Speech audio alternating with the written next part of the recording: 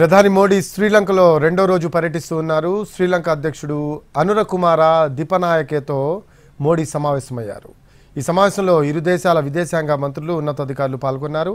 అనురకుమార దిశనాయకేతో సమావేశమైన మోడీ ద్వైపాక్షిక చర్చలు జరుపుతున్నారు.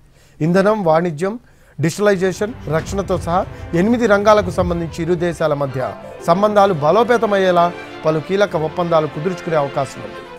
3 రోజుల పర్యటనలో భాగంగా లంక వెళ్లిన ప్రధాని మోడీ రాత్రి కొలంబో ఎయిర్పోర్ట్లో 6 మంత్రులు, ఉన్నతాధికారులు ఘనస్వాగతం పలికారు. ఇవాళ ఉదయం కొలంబోలో లంక త్రివిధ దళాలు భారత ప్రధానికి సాంప్రదాయబద్ధంగా స్వాగతం పలికారు.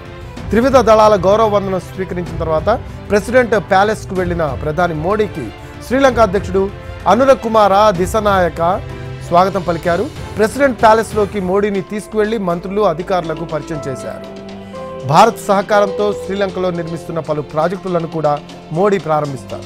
లంక అధ్యక్షుడితో కలిసి మహాబోధి ఆలయాన్ని సందర్శిస్తారు. అలాగే పలు ప్రాజెక్టులను ప్రారంభిస్తారు. తీవ్ర ఆర్థిక సంక్షోభం నుంచి ఇప్పుడిప్పుడే కోలుకుంటున్న శ్రీలంకలో ప్రధాని మోడీ పర్యటించడం ప్రాధాన్యం సంతరించుకుంది.